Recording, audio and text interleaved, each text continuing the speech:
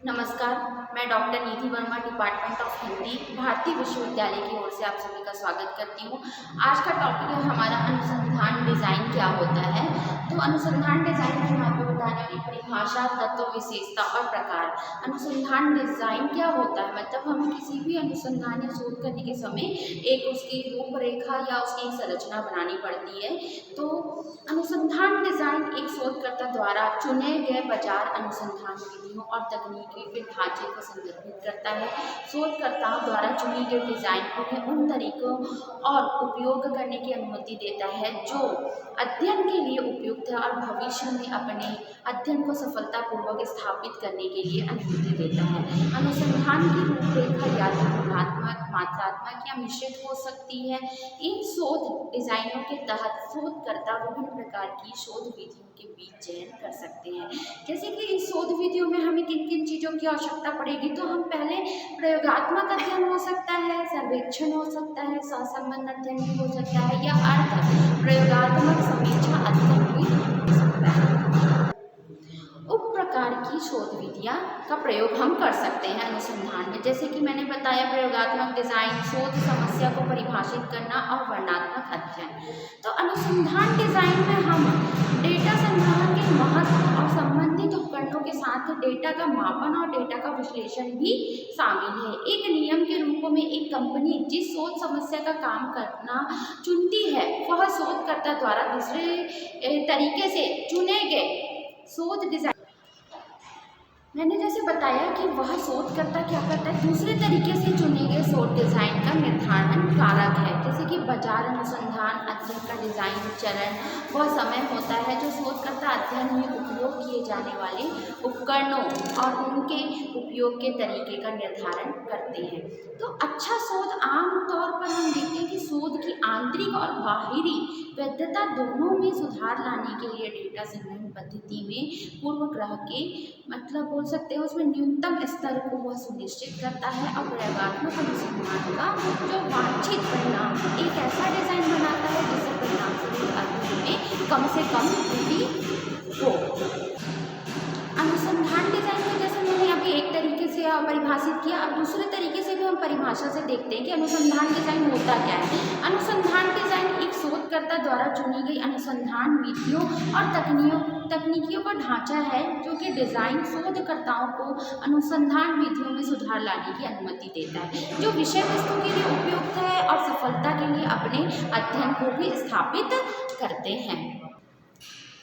जैसे मैंने बताया, एक शोध विषय का डिज़ाइन क्या होना चाहिए, अनुसंधान के प्रकार जैसे बताई मैंने, प्रयोगात्मक होता है, सर्वेक्षण अनुसंधान होता है और सहसंबंधी अर्थ और अर्ध प्रयोगात्मक समीक्षा, और इसके उप प्रकार भी होते हैं जिसमें हम प्रायोगिक डिज़ाइन या शोध समस्या और वर्णनात्मक केस अध्ययन की व्याख्या करते हैं। तो मैंने दो टाइप की आपको परिभाषा यहाँ पर बताया कि किन किन चीज़ों से हम करते हैं। अब नेक्स्ट आता है कि शोध के लिए तीन मुख्य प्रकार के डिज़ाइन होते हैं, जैसे कि जिसमें हम तीन प्रकार से हम उसको डिज़ाइन में हम रूपरेखा उसकी देते हैं। पहला रहता है हमारा डेटा संग्रह, दूसरा है माप और तीसरा है हमारा विश्लेषण। मतलब ये तीन मुख्य आधार हैं जिस पर हम अपने डिज़ाइन तैयार करते हैं। एक संगठन जिस प्रकार की शोध समस्या का सामना कर रहा है वह अनुसंधान डिज़ाइन का निर्धारण करेगा, ना कि इसके विपरीत। एक अध्ययन का डिज़ाइन चरण निर्धारण करना है और कौन से उपकरण का हमें उपयोग करना है और उनका उपयोग कैसे किया जाना है। तो ये सारा चीज़ उसमें निर्धारित रहता है कि हम कैसे उसको हम उपयोग लाते हैं, किस तरह से हमको उसमें कौन कौन सी चीज़ों का उपयोग करना है और किस प्रकार से करना है। एक प्रभावशाली शोध आमतौर पर डेटा में न्यूनतम पूर्वग्रह पैदा करता है और एकत्रित डाटा की सटीकता में विश्वास भी बढ़ाता है। तो एक डिज़ाइन जो कि प्रयोगात्मक अनुसंधान में त्रुटि का न्यूनतम मार्जिन उत्पन्न करता है और आमतौर पर वांछित परिणाम माना जाता है। तो इस प्रकार से मैं आपको अभी बताने वाली हूँ, ये परिभाषा थी। अब हमारा सेकंड आता है तत्व क्या क्या है। तो हम तत्व देखते हैं इसमें क्या क्या। आवश्यक तत्व क्या क्या हैं, जैसे कि मैंने बताया, पहला है इसमें सटीक उद्देश्य कथन होना चाहिए, सटीक उद्देश्य होना चाहिए, उसका कथन स्पष्ट होना चाहिए। सेकंड आता है शोध को एकत्रित करने और उसके विश्लेषण करने के लिए लागू किए जाने वाले तकनीक। थर्ड आता है एकत्रित विवरण का विश्लेषण करने के लिए लागू की गई विधि। चौथा आता है अनुसंधान पद्धति का प्रकार। पांचवा है इसमें शोध के लिए संभावित आपत्तियां।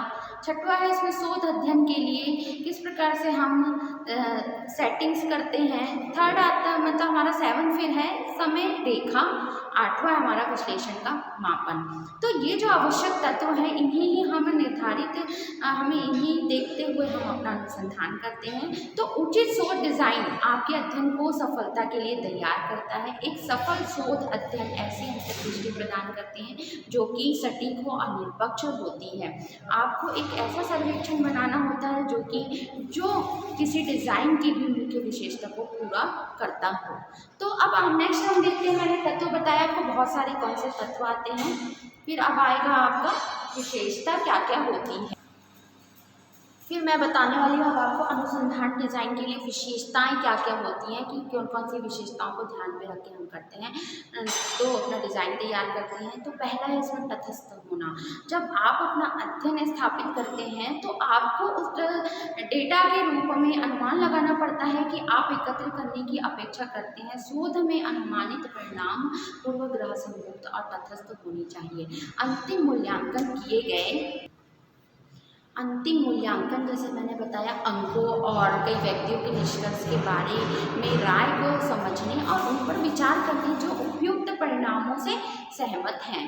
ये पहला था हमारा, क्या बताई मैंने आपको विशेषता में, पहला था आपको तटस्थ होना चाहिए। दूसरा आता है कि विश्वसनीयता होनी चाहिए, कि नियमित रूप से किए गए शोध के साथ जिसमें शामिल शोधकर्ता हर बार इसी तरह के परिणामों की अपेक्षा करता है। परिणामों के मापन को सुनिश्चित करने के लिए आपके डिज़ाइन को यह इंगित करना चाहता है कि शोध प्रश्न कैसे तैयार करें। यदि आपका डिज़ाइन विश्वसनीय है तो आप केवल अपेक्षित परिणामों तक पहुँचने में सक्षम होंगे। तो पहला था तटस्थता, दूसरा था विश्वसनीयता, तीसरा मैंने बताया कि वैधता, कि कई मापने के उपकरण उपलब्ध हैं। हालांकि केवल सही मापन उपकरण वे हैं जो कि एक शोधकर्ता को शोध के उद्देश्य के अनुसार परिणाम प्राप्त करने में मदद करते हैं। यह डिज़ाइन से विकसित प्रश्नावली तब वैध होगी, ये चीज़ बताता है कि वैधता होनी चाहिए। फिर आता है नेक्स्ट, इसमें हम देखते हैं समानीकरण, कि आपके डिज़ाइन का परिणाम जनसंख्या पर लागू होना चाहिए, ना कि केवल एक प्रतिबंधित नमूने पर। एक सामान्यीकृत डिज़ाइन का तात्पर्य यह है कि आपका सर्वेक्षण जनसंख्या के किसी भी हिस्से पर समान सटीकता के साथ किया जा सकता है। तो ये मैंने आपको बताया 4 टाइप की विशेषताएं जिसके आधार पर हम करते हैं। इस प्रकार से आपको क्वेश्चन भी आ सकते हैं कि अनुसंधान का डिज़ाइन क्या है, उसके अर्थ, परिभाषा, ये तत्वों पर प्रकाश डालिए। तो ये जो मैंने बताया उसके आधार पर आप एक अपना रूपरेखा बना के अनुसंधान डिज़ाइन को आप बता सकते हैं।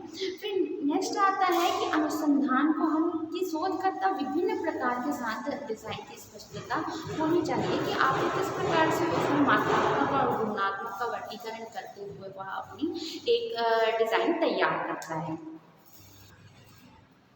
कि शोधकर्ता किस प्रकार से वह एक मोटे तौर पर रूपरेखा बनाता है, तो उसमें एक क्वालिटी क्वांटिटी का वर्गीकरण वह करता है। मान लीजिए हम मात्रात्मक गुणात्मक वर्गीकरण करता है। तो गुणात्मक क्या होता है? गुणात्मक शोध गणितीय गणनों के आधार पर एकत्रित आंकड़े या अवलोकन के बीच संबंधों को निश्चित करता है और स्वाभाविक रूप से विद्यमान घटना से संबंधित घटनाओं को सांख्यिकीय विधि का उपयोग करके सिद्ध या आशुकृत किया जा सकता है। तो ये था हमारा कि शोधकर्ता किस प्रकार से गुणात्मक शोध विधि पर भरोसा करते हैं और निष्कर्ष निकालते हैं कि क्यों एक विशेष सिद्धांत के साथ साथ क्या उत्तरदाताओं को इसके बारे में कहना है।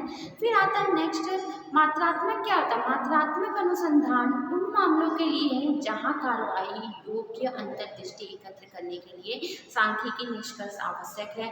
महत्वपूर्ण व्यावसायिक निर्णय करने के लिए नंबर एक बेहतर परिप्रेक्ष्य प्रदान करते हैं। किसी भी संगठन के विकास के लिए मात्रात्मक, जैसे मैंने बताया, मात्रात्मक शोध विधि आवश्यक है। एक कठिन जनसंख्या डेटा और विश्लेषण से ली गई अंतर्दृष्टि और व्यवसाय के भविष्य से संबंधित निर्णय लेते समय हमें अत्यधिक प्रभावी साबित होती हैं। तो ये थे हमारी विशेषता। मैंने बताया कि किस प्रकार से उसमें हमें मात्रात्मक, गुणात्मक और हमें विश्वसनीयता, वैधता और सामान्यीकरण का हम सहारा लेते हुए कार्य करते हैं। अब नेक्स्ट आता है इसमें कि अनुसंधान के लिए प्रकार क्या क्या हैं। तो प्रकार या उसको श्रेणी भी हम कह सकते हैं कि अनुसंधान डिज़ाइन के प्रकारों को आप किस प्रकार से श्रेणियों में विभाजित करते हैं। तो पहला है इसमें वर्गीकरण अनुसंधान डिज़ाइन। वर्गीकरण होना चाहिए, इसमें वर्णनात्मक होना चाहिए और प्रायोगिक होना चाहिए, सहसंबंध परक भी होनी चाहिए। तो बहुत सारे इसमें हैं।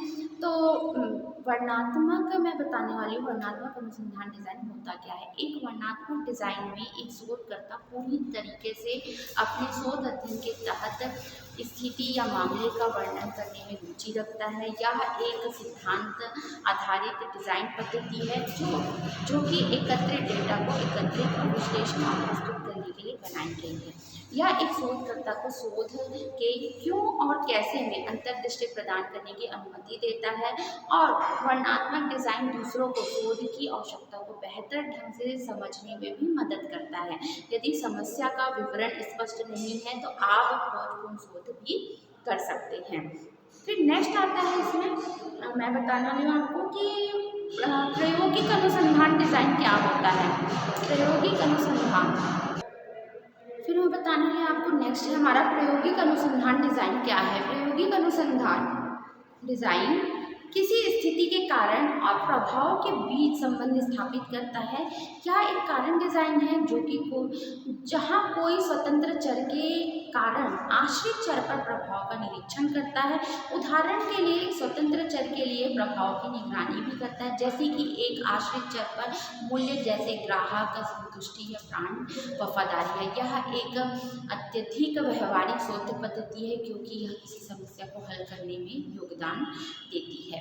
मतलब हम बोल सकते हैं कि जो निर्भर चर पर होने वाली परिवर्तन की निगरानी के लिए एक स्वतंत्र चर में हम हेरफेर किया जा सकता है। यह अक्सर सामाजिक विज्ञान में दो समूहों के विश्लेषण करके मानव व्यवहार का निरीक्षण करने के लिए प्रयोग किया जाता है। शोधकर्ता प्रतिभागियों को अपने कार्यों को बदल सकते हैं और अध्ययन कर सकते हैं कि सामाजिक मनोविज्ञान की बेहतर समझ हासिल करने के लिए उसके आसपास के लोग कैसे प्रतिक्रिया करते हैं। फिर थर्ड इसमें देखते हैं हम सहसंबंध परक अनुसंधान डिज़ाइन कि सहसंबंधी अनुसंधान एक गैर प्रयोगात्मक अनुसंधान तकनीक है जो कि शोधकर्ता को दो निकट से जुड़े चर के बीच संबंध स्थापित करने में मदद करती है। इस प्रकार के शोध के लिए दो अलग अलग समूहों की आवश्यकता होती है। दो अलग अलग चरों के बीच संबंधों का मूल्यांकन करते समय कोई धारणा नहीं होती और सांख्यिकी विश्लेषण तकनीकी उसके बीच संबंधों की गणना करती है। जैसे मैंने बताया सहसंबंध प्रयोगात्मक डिज़ाइन क्या है। यह सहसंबंधी गुणांक जैसे दो चरों के बीच संबंध को निर्धारित करता है जिसका मान -1 और +1 के बीच होता है। यदि सहसंबंध गुणांक +1 की ओर है तो यह चरों के बीच एक सकारात्मक संबंध को इंगित करता है और -1 का अर्थ होता है दो चरों के बीच एक नकारात्मक संबंध बनाता है।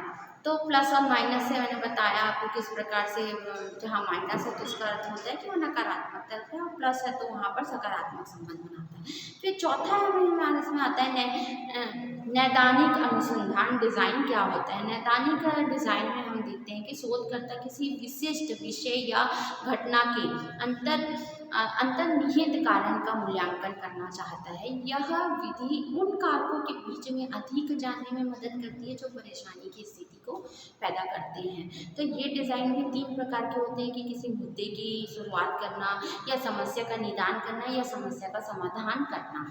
फिर नेक्स्ट इसमें मैं बताने वाली 5वां जो कि है हमारा व्याख्यात्मक अनुसंधान डिज़ाइन। तो व्याख्यात्मक डिज़ाइन एक विषय पर एक शोधकर्ता के विचारों और विचारों का उपयोग उसके सिद्धांतों को अधिक तलाशने के लिए करता है। यदि किसी विषय के अनछुए पहलुओं की व्याख्या करता है और शोध प्रश्नों के कि क्या, कैसे और क्यों के बारे में वह विवरण देता है। तो आज का ये टॉपिक यहीं पर समाप्त होता है। अनुसंधान डिज़ाइन के मैंने आपको तत्व, परिभाषा, प्रकार और विशेषता बता दी है। अगर इससे संबंधित आपको प्रश्न आते हैं तो आप ऐसे ही उत्तर दे सकते हैं इसका। नमस्कार।